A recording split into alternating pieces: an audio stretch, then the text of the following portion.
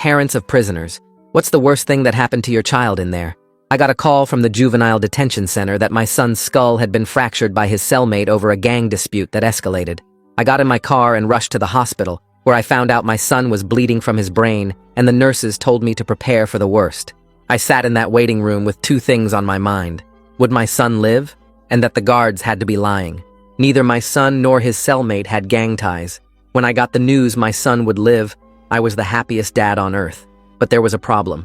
An area of his brain responsible for speech had been damaged, meaning he couldn't talk, he couldn't tell me I love you, and couldn't tell me what actually happened. What's even worse is what the doctor told me after pulling me aside. The injuries weren't only on my son's head. He had internal injuries around his nether regions too. Week-old trauma that had nothing to do with any fight. The next morning I went to the detention center. Officer Bryant, who'd called me about the fight, was at the front desk. "How's Caleb?" he asked me. "He can't speak anymore," I responded before asking, "Jason really did that much damage?" Fights get brutal here. I knew I had him when he said that. Jason's mom told me he's been in the lockdown unit since Sunday. She showed me the paperwork, I said. Bryant's face changed completely. He stood up, knocking papers off his desk. She must be confused. That's when Jason's mother, who I'd coordinated with, signed in loudly, "Here to see Jason Mitchell in Lockdown Unit B." Bryant went pale. He'd been caught lying right there. He dismissed me immediately after, and that night while I was at the hospital, an unknown number called me. A woman whispered, "I heard about your boy. Listen, I work at the facility. Tuesday nights, certain boys get taken to the counseling room instead of going to bed. Your son was one of those kids." My hands were shaking. The injury happened Tuesday night. I thanked the woman and hung up. I confronted the warden the next day. My son got hurt on a Tuesday. I got told he gets taken to counseling on Tuesday. What happens in that room? Warden Sparks pulled out a file. "Your son's medical intake shows pre-existing conditions." I grabbed the paper. The intake form was dated 6 weeks ago, but I could smell the fresh ink. The signature wasn't mine. They were forging documents. "You're covering up sexual assault." "That's a serious accusation. Be careful, Mr. Williams. Defamation of correctional staff is a crime." In the parking lot, a woman approached me. "They got your boy too?" She showed me her phone. "My nephew Timothy. Same brain injury 3 months ago. My sister's boy Dante, 6 months ago. I've been tracking it. 17 boys in 2 years. All Tuesday night incidents. All lost their ability to speak. 17? All the same injury pattern. Targeted trauma to the speech center. It's deliberate. They're silencing witnesses." She showed me another message. "Timothy saved this before he died. It's from a boy inside. Says there are cameras in the counseling room. Hidden ones. The warden keeps recordings. We need police. Deputy Chief Henderson's brother is Officer Henderson, one of the Tuesday night guards. The other is Cole, whose uncle runs internal affairs." I drove straight to the police station anyway. The desk sergeant cut me off when I mentioned the officers' names. "Filing false reports against law enforcement is a felony. Deputy Chief Henderson is a good man. His brother is decorated.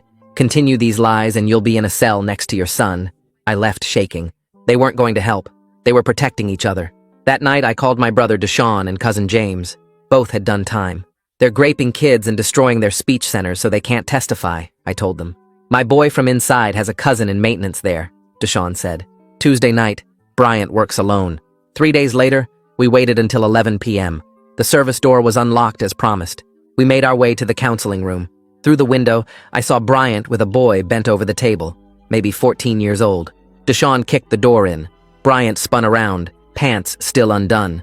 The kid collapsed, sobbing. James wrapped him in his jacket, carried him out to safety. Bryant reached for his radio, but Deshaun knocked it away and started recording on his phone. "Mr. Williams, this isn't—" I hit him. He went down hard, blood pouring from his nose. "Start talking," Deshaun said, still recording. "About Caleb. About all 17 boys." Bryant was sobbing. "It's not just us. The warden sells the videos. Hidden cameras in here. Judge buys them. State Senator Davies. 50,000 per video. You destroyed their speech centers on purpose. The warden said if they can't talk, they can't testify. Henderson knew how. Targeted trauma to Braca's area. Where are the recordings? Warden's office safe. Behind his family picture. Combination is 0-7-1-5. Deshaun left with the phone. 20 minutes later, he returned with a hard drive. Hundreds of videos. Everything. I knelt next to Bryant. "Are you ready?" Bryant started crying harder, blood running down his face and mixing with the snot and tears. His whole body was shaking as he looked up at me from the floor. I grabbed his shirt collar and pulled him closer. The pain he was feeling right now was nothing compared to what our boys went through. My fist was throbbing, but I didn't care. Deshaun kept his phone steady, making sure he got everything on video while James stood by the door watching the hallway. I asked Bryant who else was involved besides the names he'd already given us. He was sobbing so hard he could barely get the words out. The Harden brothers, he finally said. Officer Aaron Harden and Officer Caden Harden. Brothers who worked different shifts to cover more nights. Bryant said the warden picked which boys got sent to counseling based on who wouldn't be missed. Kids without strong families or connections on the outside. I made him explain exactly how they picked my son Caleb. Bryant wiped blood from his nose and said they went through intake forms looking for certain things. Single parents, low-income addresses, no lawyer listed on the paperwork. They figured families like mine wouldn't have the resources to fight back if something happened. My hands were shaking with rage, but I needed to hear everything. The rescued boy was still in the corner wrapped in James's jacket, his whole body trembling. I walked over to him and knelt down, keeping my voice soft. I told him he was safe now, and we were taking him somewhere no one would hurt him again. He just nodded, too scared to speak. Deshaun called me over and showed me what he'd found on the hard drive using his phone. There were hundreds of video files, all organized by date going back years. Each file had a price tag attached, and buyer initials that matched exactly what Bryant had told us. SD for Senator Davies, $50,000. Some files were marked with JH for the judge, $30,000 each. The numbers made me sick. These kids were being sold like products. I looked at the timestamps and found files from the Tuesday night my son was hurt. The file was there, but I couldn't bring myself to open it. Not yet. Bryant was still crying on the floor when I realized we needed to get out fast. Someone would notice he was missing from his post soon, and we couldn't be here when that happened. Deshaun found some extension cords in a supply closet, while James grabbed duct tape from a maintenance cart in the hall. We tied Bryant's hands and feet tight, then put tape over his mouth to keep him quiet. He tried to say something through the tape, but I didn't want to hear it. We left him there in the counseling room where he'd hurt so many kids. James picked up the boy in his jacket and carried him like he weighed nothing. The kid wrapped his arms around James's neck and buried his face in his shoulder. Deshaun grabbed the hard drive and his phone while I checked the hallway one more time. We moved fast through the service door and into the parking lot where our car was waiting. The whole place was quiet, except for the sound of our footsteps on the concrete. James put the boy in the back seat and got in next to him while Deshaun and I got in front. I started the car and drove slow and calm, even though my heart was racing. We couldn't draw any attention right now. Deshaun gave me directions to his girlfriend's house about 20 minutes away. She was a registered foster parent who'd taken in troubled kids before. The boy hadn't said a word the whole drive, just sat there wrapped in the jacket, staring at nothing. When we pulled up to the house, Josephine was already waiting at the door. Deshaun had called her on the way to let her know we were coming. She took one look at the boy and immediately went into caretaker mode. She brought him inside and sat him on the couch, then got him water and a blanket. That's when he finally spoke for the first time. His voice was so quiet we almost didn't hear him. "My name is Ryder," he said. Ryder Melton, 14 years old, been in detention for 3 months. His crime was shoplifting food from a grocery store because he was hungry. This was his 4th time in that counseling room. The first time was 2 weeks after he arrived. They told him it was for evaluation, but he knew something was wrong when Bryant locked the door. Each time got worse, and they threatened to hurt him more if he told anyone. The other boys in his unit knew, but they were all too scared to say anything. Some of them had been through it too. Josephine got her camera and started documenting Ryder's injuries while being gentle and explaining everything she was doing. There were bruises on his arms where they'd held him down, marks on his wrists from being restrained. She took photos of everything, creating a record that couldn't be denied or destroyed. She told us she'd seen similar trauma patterns in other boys over the years, but never had proof of the cause. Kids would come to her broken and unable to explain what happened. Now, she finally understood why. Some had brain injuries that affected their speech. Others were just too traumatized to talk about it. The whole system had failed these children, and she'd been trying to help them heal without knowing the full truth. Ryder started crying again, and Josephine held him while he sobbed. Deshaun was already making copies of the hard drive on multiple computers. James stood by the window watching the street in case anyone followed us.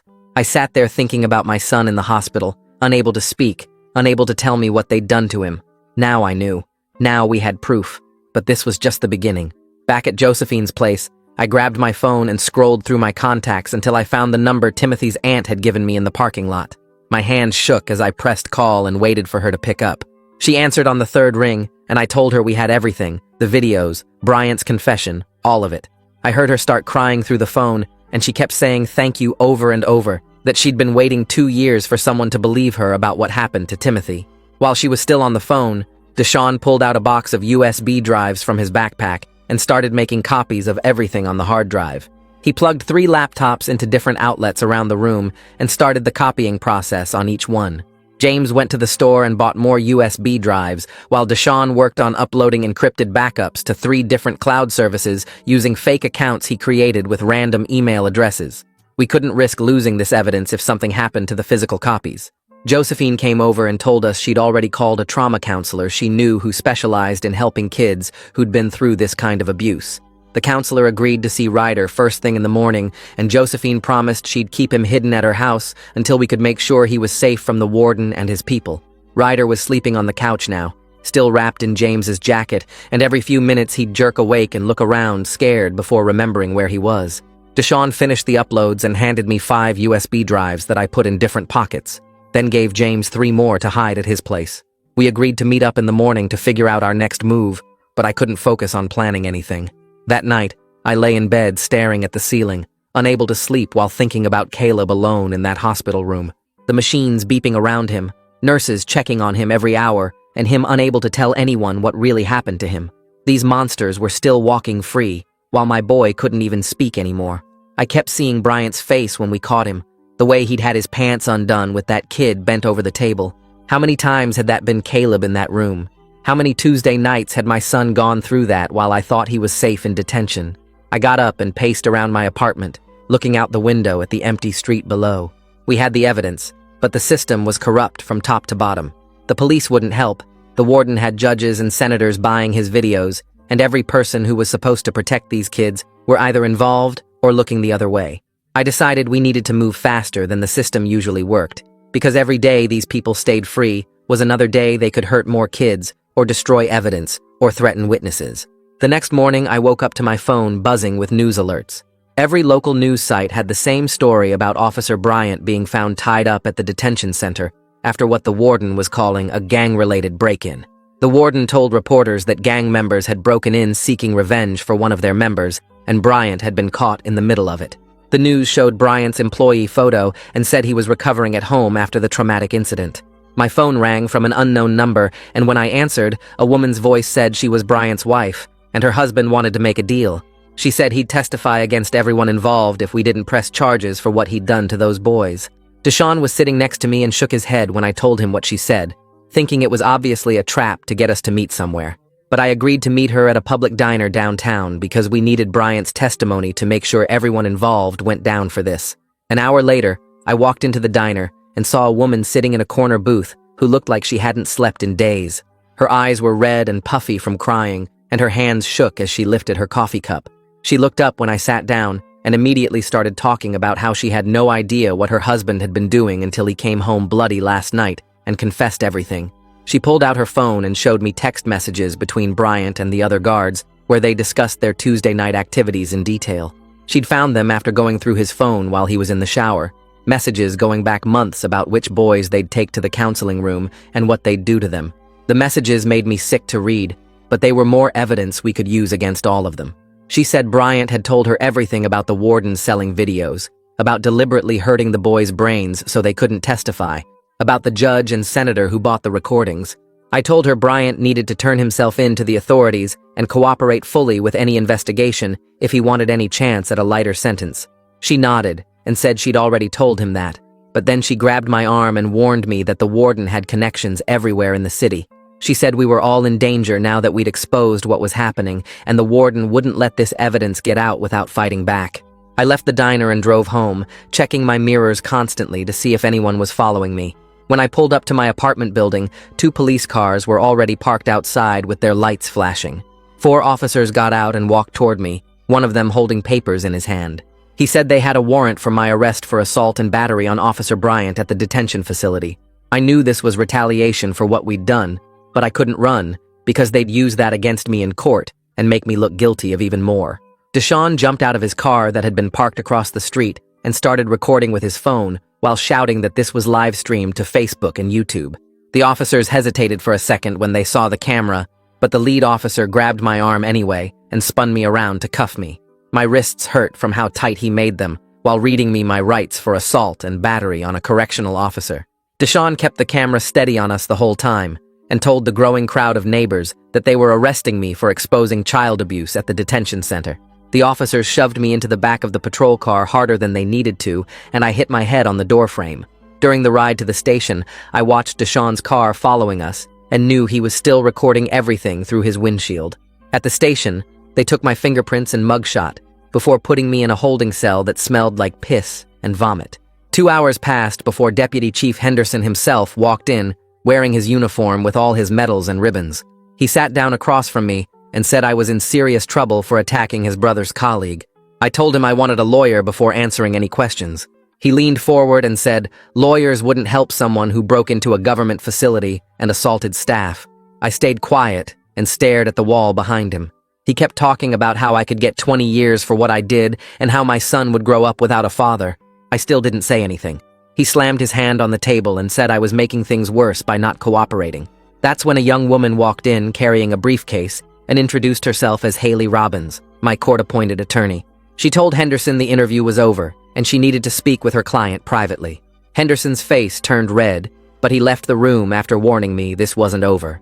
Haley waited until the door closed, then leaned close and whispered that she'd been waiting years for someone to expose what was happening at that facility. She pulled out a legal pad and said she'd been collecting complaints from families, but never had hard evidence to build a case. She got me released on bail within an hour, using some technicality about improper arrest procedures. Outside the station, she asked if we could go somewhere private to talk about what evidence we had. I took her to Deshawn's apartment where we had one of the USB drives hidden. She said she needed to see what was on it to know if we had enough for a federal case. I plugged the drive into Deshawn's laptop, but didn't let her take it, needing to know if we could trust her first. She watched 30 seconds of one video before covering her mouth and running to the bathroom to throw up. When she came back, her face was white, and she said this was enough to bring down everyone involved. She made some calls and arranged a meeting the next morning with an FBI agent named Donald Wyatt, who specialized in corruption cases. She said Wyatt had been investigating Senator Davies for campaign finance violations, and this could be the connection he needed. We met Wyatt at a federal building downtown, where he reviewed our evidence in a secure room. His hands shook as he watched the videos and read through Bryant's confession that Deshawn had recorded. He immediately opened a federal investigation and said local law enforcement couldn't interfere anymore. He assigned agents to protect me, Deshawn, James, and the rescued boy Ryder. That night, the FBI raided the detention center with a warrant for all computers and records.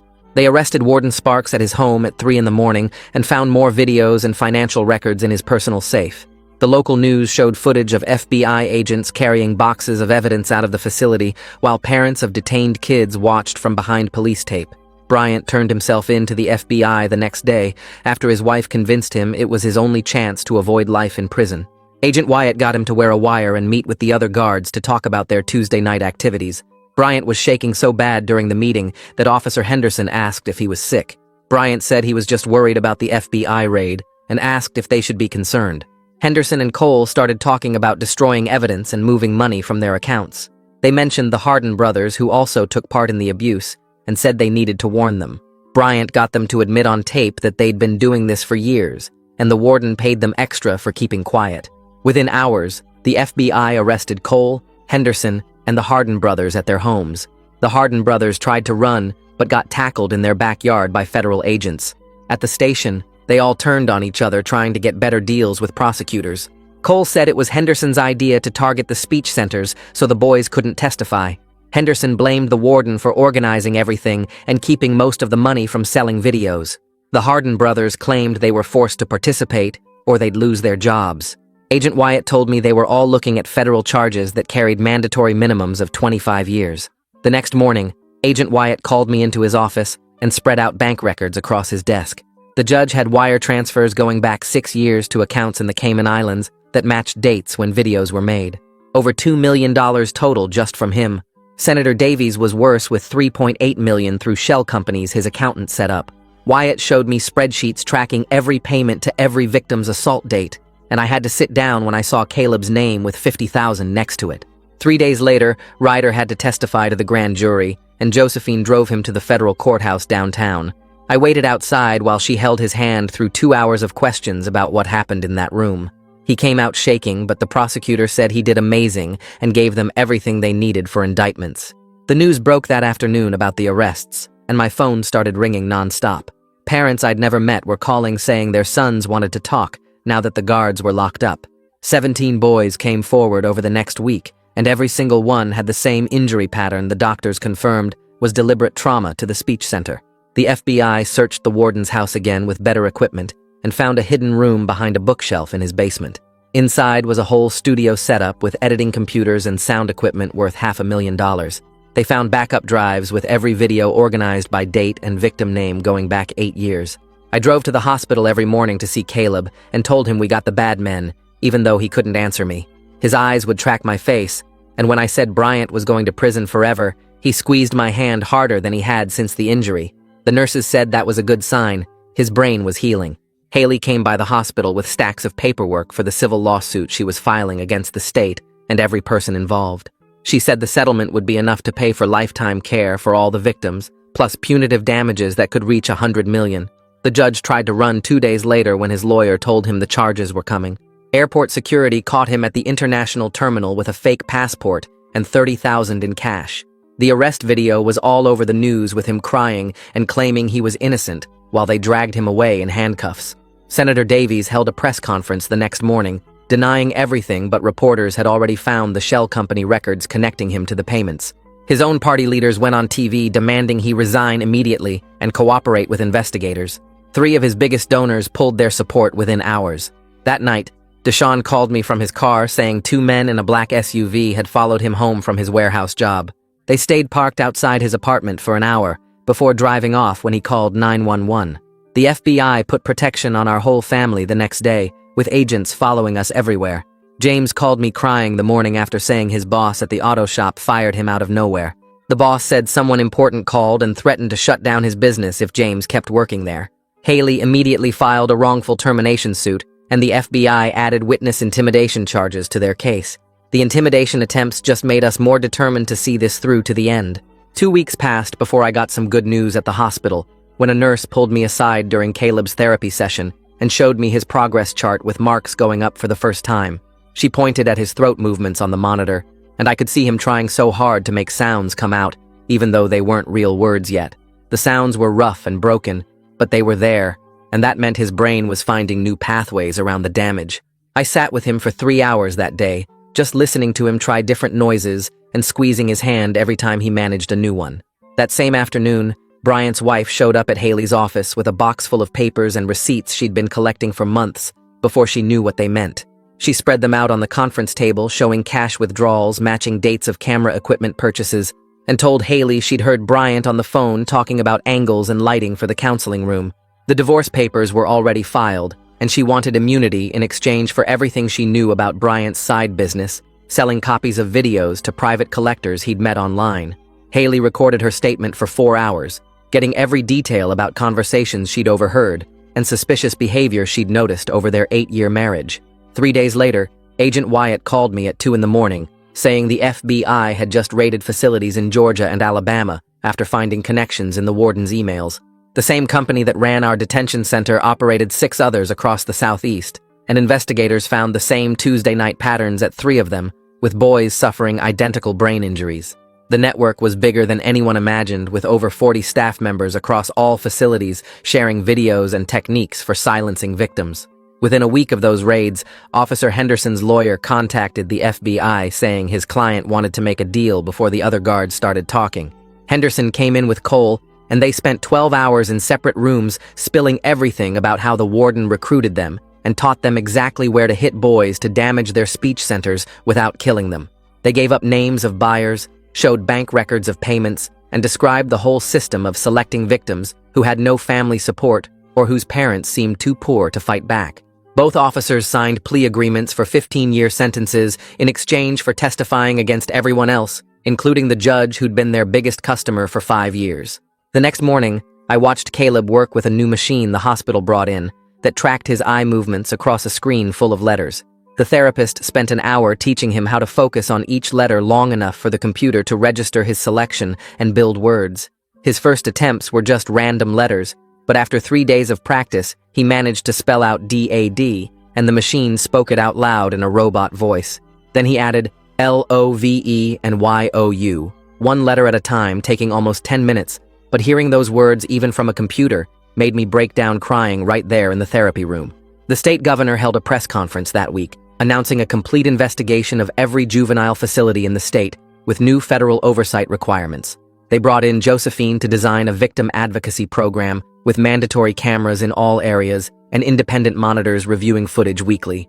She called me that night crying because they were finally taking this seriously, and her new position would let her protect kids like Ryder from ever going through this again. Speaking of Ryder, the foster family that took him in specialized in helping kids recover from trauma, and they'd already gotten him into daily therapy sessions. Josephine visited him twice a week and told me he was starting to talk about what happened, though he still had nightmares every night and couldn't be alone in rooms with adult men. The family understood his triggers and gave him space to heal while making sure he knew he was safe now and would never go back to any facility. Our civil lawsuit suddenly got priority scheduling after 3 major news networks ran segments about the case, and protesters started showing up at the state capitol demanding justice. Haley said the initial settlement conference had the state offering $50 million for all victims combined, but she laughed in their faces and walked out saying, "We'd see them in court if they thought 17 destroyed lives were worth that little." The media attention brought in donations from across the country to help pay for the boys' medical care while we waited for the real settlement that Haley promised would be 10 times their insulting first offer. A month later, I sat in a wood-paneled room in Washington answering questions from senators about what happened to Caleb and the other boys.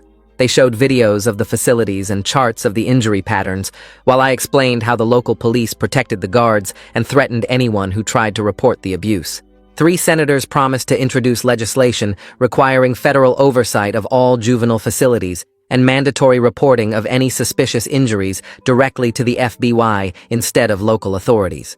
The hearing lasted 6 hours and ended with the committee chairman apologizing to all the families for the system's failure to protect our children. Bryant's sentencing came 2 months after his arrest, and even with his cooperation, the federal judge gave him 25 years, calling his crimes against children unforgivable. They had to put him in protective custody immediately because word had already spread through the prison about what he'd done, and other inmates were making threats before he even arrived. The warden's trial started 3 weeks later, and I sat in that courtroom every single day, watching him squirm in his chair while prosecutors played those videos he'd been selling. The jury members couldn't even look at the screen, and one woman ran out crying during the worst parts. His lawyer tried claiming Bryant forced him into it, but the financial records showed millions in offshore accounts dating back 8 years before Bryant even started working there. The prosecutor brought in 23 boys to testify through written statements, since most still couldn't speak, and each one described the same pattern of being taken to that counseling room on Tuesday nights. When they showed the medical reports with brain scans proving deliberate trauma to the speech centers, even the judge had to take a recess to compose himself. The verdict came back guilty on all 117 counts, including production of child abuse material, conspiracy to commit assault, and running a criminal enterprise. The judge called him a monster who'd betrayed society's most vulnerable and gave him life without parole plus 300 years to run consecutively. They had to drag him out screaming about appeals while the families in the gallery clapped and cried. The judge's trial happened a month later, and more victims came forward from outside the detention center, including 3 boys from his neighborhood and 2 from the youth basketball team he coached.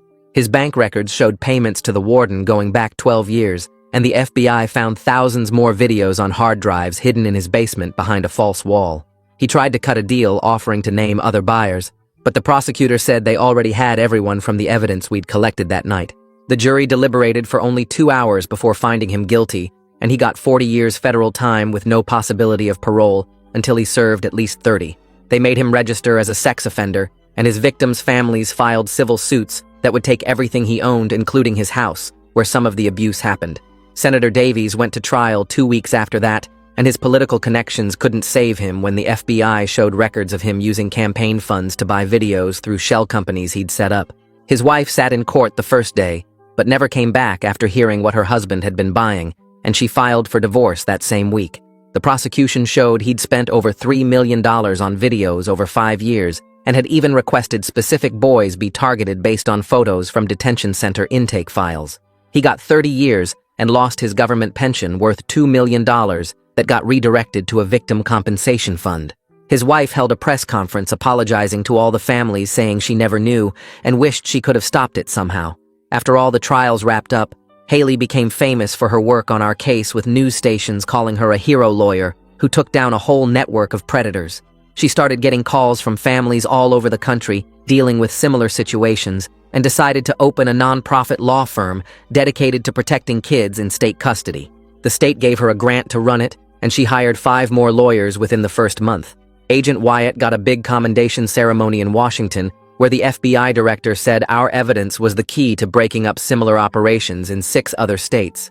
He told reporters afterward that regular people standing up against corruption is what makes cases like this possible, and thanked our family for being brave enough to fight back. 4 months after that night in the counseling room, the hospital finally cleared Caleb to come home with round-the-clock nursing care that the settlement money would cover for as long as he needed it. They set up his room with all the medical equipment, including machines to help strengthen his throat muscles and a computer system for communication. He was learning sign language and making progress every day, with his hands getting steadier and his movements more precise. The speech therapist came 3 times a week and said the fact he was trying so hard to make sounds was a really good sign, even though nothing clear came out yet. Deshaun started visiting youth groups to tell them about predators in the system and how to protect themselves if they ever got locked up.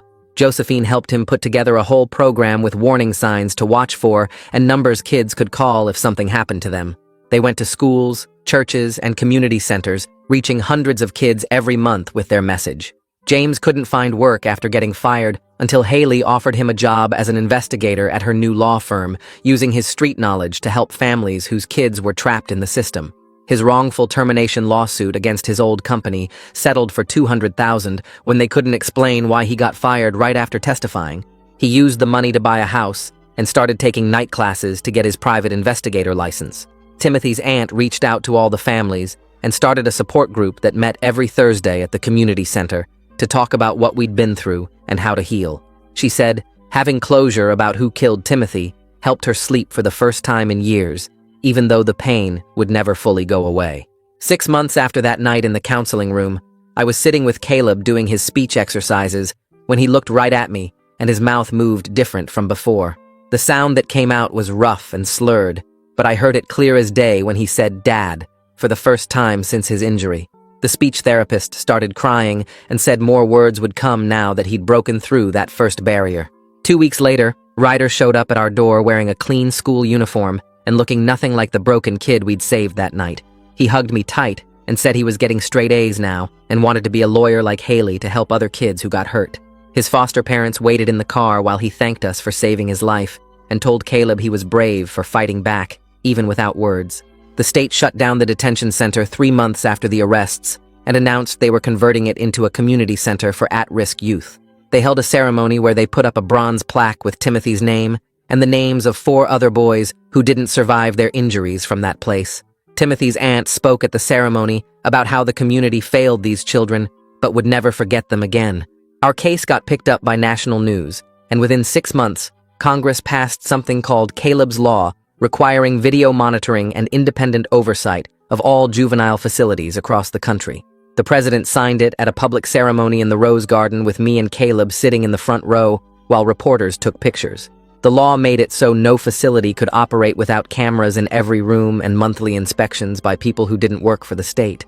The settlement money started coming through 8 months after everything happened, and it was enough to make sure Caleb would have the best therapy and care for the rest of his life. We packed up our old apartment and moved to a quiet neighborhood 40 miles away where nobody knew our story and Caleb could recover without people staring at him everywhere we went. The new house had a therapy room set up with all his equipment and a yard where he could practice walking without his cane when his legs got stronger. Other states started launching investigations into their own juvenile facilities after our case showed what could be hidden behind those walls. The FBI helped coordinate raids in 12 states that led to 43 more arrests and hundreds of victims getting identified through medical records showing the same brain injury patterns. Some facilities got shut down completely, while others had their entire staff replaced and new monitoring systems installed.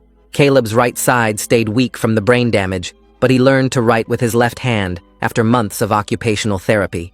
One afternoon, he grabbed a pencil and slowly wrote out, "Thank you for fighting for me," on a piece of paper that I still keep in my wallet today. His handwriting looked like a little kid's, but those 6 words meant everything after watching him struggle to communicate for so long. A year after that night in the counseling room, the prosecutor called to say they needed Caleb's testimony for the last trial of a guard who'd been caught later. Caleb sat in the courtroom with his eye-tracking computer and typed out his whole story while the jury watched on a big screen as each word appeared letter by letter. When he finished typing about what happened in that room, the guard's lawyer didn't even try to cross-examine, and the jury came back with guilty on all counts in less than an hour. The judge gave him 30 years and said Caleb's testimony was the bravest thing he'd seen in 40 years on the bench. Deshawn proposed to Josephine on the anniversary of the night we saved Ryder, and they got married 6 months later at her church with our whole family there. Caleb stood up as best man using his communication device to give a speech about how Deshawn saved not just him, but all the boys who would have been hurt if we hadn't stopped it. There wasn't a person in that church who wasn't crying when Caleb's computer voice said Deshawn was a hero who deserved all the happiness in the world. Josephine wore her grandmother's dress, and Deshawn couldn't stop smiling the whole ceremony, even when James made jokes during his toast about Deshawn finally settling down. Caleb started online school since regular school was too hard with his disabilities, and surprised everyone by getting perfect grades in every subject. His teachers sent emails saying he was one of their smartest students, and his essays about disability rights were getting shared with other educators as examples of excellent writing. He told me through his device that he wanted to become an advocate for disabled victims of crime and help kids who couldn't speak for themselves find justice. The online program let him work at his own pace and take breaks when his therapy sessions wore him out, but he never missed an assignment. The support group Timothy's aunt started grew to over 50 families who met every month at the new community center that used to be the detention facility. We'd sit in a circle sharing our stories and celebrating small victories like a kid saying their first word after brain surgery or getting through a day without nightmares. Some families drove 3 hours to come to meetings because there was nowhere else where people understood what we'd been through. Everyone brought food, and the kids who could walk played together while parents talked about lawyers and therapy and how to help their children heal from things that should never have happened. 3 years after that first support group meeting, I walked into Caleb's room to find him practicing his speech exercises with his therapist. His voice came out slower and deeper than it used to be before the injury, but the words were clear and complete. "Dad, can you help me practice my graduation speech?" he asked, holding up the paper he'd been working on for weeks. I sat down next to him and watched him read each line carefully, his tongue working hard around certain sounds that still gave him trouble. "I remember everything that happened to me," he said, looking straight at me. "And I'm proud of you for not giving up when everyone told you to stop fighting." My eyes started burning, and I had to look away for a second. The therapist smiled and packed up her equipment, telling us she'd see us next week for our final session before graduation. 2 weeks later, I sat in the front row of the community center's main hall that they'd set up for the online school's graduation ceremony. Caleb walked across the stage in his cap and gown, using his cane for balance but standing tall and steady. The principal announced his name with honors and mentioned his perfect grades in every subject. As he accepted his diploma, I thought about that night 3 years ago when we'd broken into the counseling room and found Bryant with that kid. We hadn't just survived what they did to us. We'd torn down their whole sick system and made sure no other kids would suffer like Caleb did. Time to close this chapter of our commentary adventures. Appreciate you letting me be your witty sidekick through all the twists and turns. Like the video, it helps more than you think.